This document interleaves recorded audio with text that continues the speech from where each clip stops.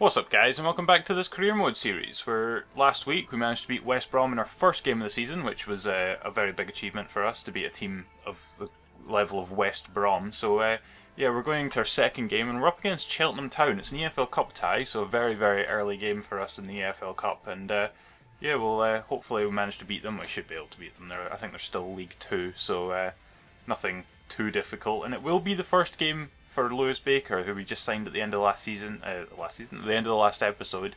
So yeah, we'll see how he gets on. Hopefully he gets on pretty well and gets a good start to his career here. So yeah, we'll just dive straight into this. We're looking for energy in midfield. Martin Tyler there saying that Lewis Baker brings a lot of energy to our team, which he definitely does, but it's more that free kick accuracy that I was buying him for, the ability to from dead ball situations. Is Cheltenham Town there with almost an amazing start within 5 minutes, rebounds off the post, and now Kuomia there probably should have done much better. A little reverse ball into him, he had loads of time and should have placed it top corners. We move on here to the 23rd minute, a shot here by Kepikawa saved out to Berino, I think it was, and back into Farrell. I mean, it wasn't the prettiest of goals, hit the back of the net, so you can't really complain, but it just kind of lands to him in the middle of the box and he sticks it in the net. So yeah, not the greatest. I don't know what the keeper was doing, palming it away up there into the danger zone. Just stick it out for a corner and get it out of the way. But we continue on here, just approaching half time, as Cole Stockton just leaves the defender for dead and sticks the ball top corner. Absolutely stunning finish. Just finesses it straight into that top corner position. Just there you go, just a little behind the defender.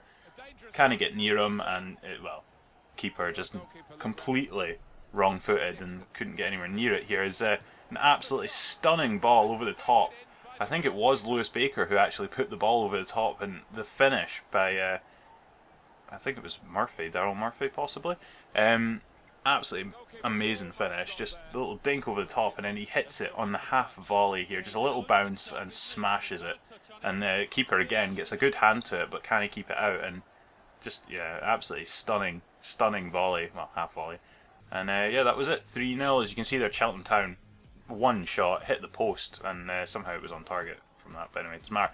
And yeah, we continue on here, have a look at the transfers. As you can see, Stefan Savic has moved to Bayer Leverkusen for 28 million from Atletico Madrid, and I'm not really sure that's worth it, to be honest, 28 million. As you can see there, Arsenal also bought a guy from Utrecht for 20 million, so Arsenal have actually spent some money. So if you're an Arsenal fan, be happy. They actually will spend some money in the future. And yeah, we'll continue on here into our second game of the season proper. Well, second game of the actual of the championship season, as it's up against Rotherham, and this was basically the only thing that ever happened in that game.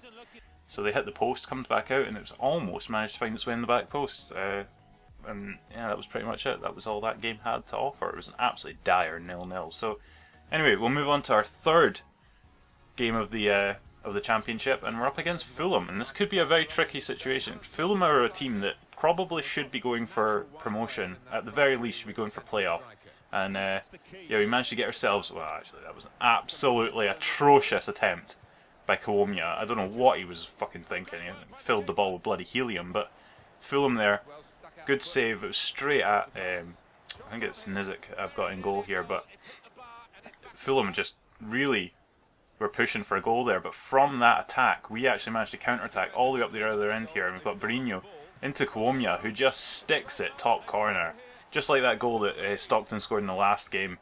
It's just absolutely perfectly positioned in that top corner, right in there, right just inches away from the post. It's absolutely just stunning finish.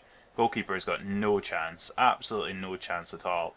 And yeah, after me talking about Kuomia and not being able to shoot, he's actually really showing his abilities. He gets another one here.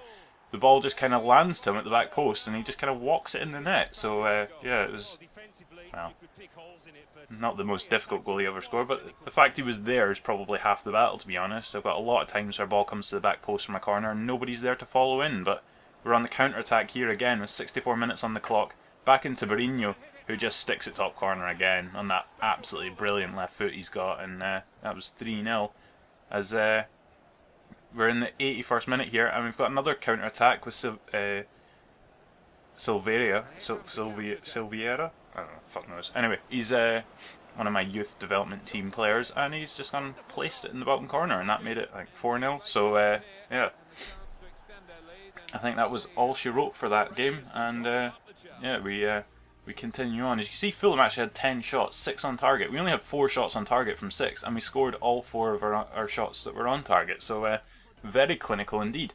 As of now, 2 days later, got a game against fucking Heerenveen in the Europa League qualification stage.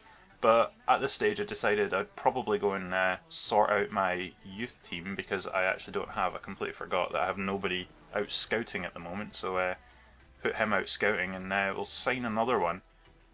Thought about getting that Irish lad, but decided to go for Brandon Thomas instead, because he's cheaper and he's only got 1 star less in experience. So yeah, we'll get him and stick him in Brazil. So hopefully we'll find some absolutely amazing players out there to bring into our team, and yeah, I think we'll get straight. Actually, no, I had a look at this lad. Actually, I had a look at this Pelletiro boy who. He was out of form with Brentford. He wanted to leave. Fulham were interested, so I thought I might have a little look at him, see if it's worth buying him. But in the meantime, we'll have a look at this Heerenveen game, and immediately, 12 minutes on the clock, we managed to win ourselves a penalty. I don't know what this lad was doing. Tries to slide in. It's just nowhere near the ball, and takes out Kawomia. So we've got ourselves a penalty here.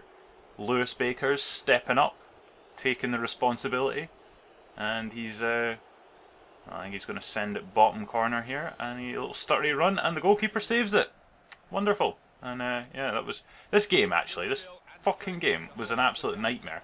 Everywhere I went, as you can see here, we've got a free kick and a really nice position for Lewis Baker.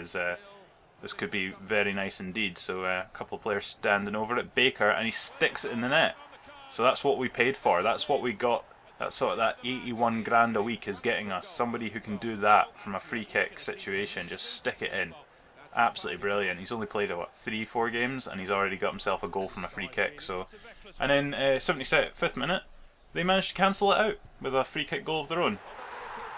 Arguably a better free kick goal of their own. But this game, I just felt like everywhere I went, I don't know what this was, everywhere I went, they were just faster, stronger, just more determined than any of my players. So I was very lucky, very happy to have got a draw out of it, to be honest. It was not a very nice game at all, but here we go. We're going to put in an offer for this Pelletiro boy. Not sure if that's how you actually pronounce it or not. We're going to go with that, but we'll put in $1 million.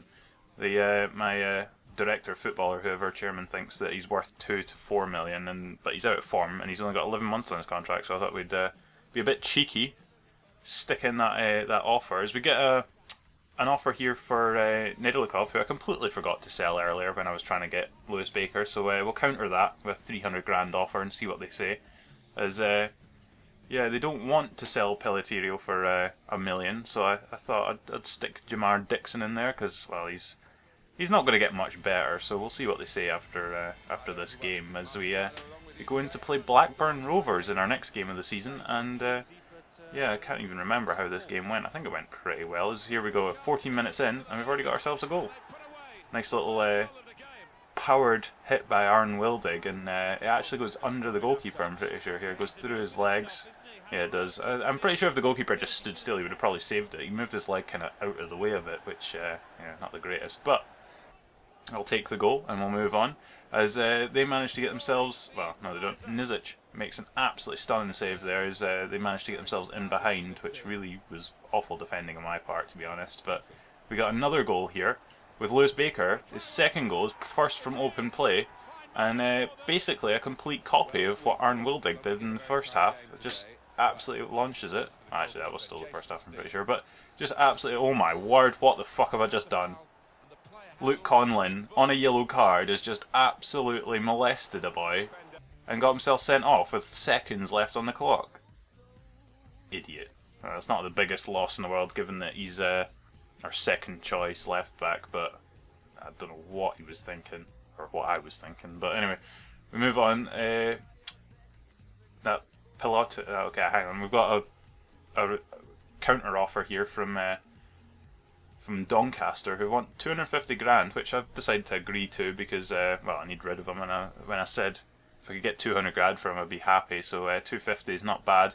And I go in with another bid here for that Pelletiro boy for 2 million plus Dixon. Should be probably lower end of what they expect to get for him. So we'll see what goes on. Gladbach have signed Martin Braithwaite for 20 million, which is interesting. And they've come back with a slightly interesting reply saying that they want 9 million for him. He's worth 6 million. He's only got 11 months left on his contract, and he wants to leave. You've transfer listed him. You can't just come back and be like, yeah, we want like double what he's actually worth, despite the fact he's transfer listed. Anyway, it doesn't fucking matter. So yeah, that'll probably wrap it up for this week. We'll see what happens next week with our transfers, if we can get that boy. And I think we'll probably hit transfer deadline day next week, maybe. So yeah, until then, I'll see you guys all later. So that's a really crap outro. Anyway, cheerio.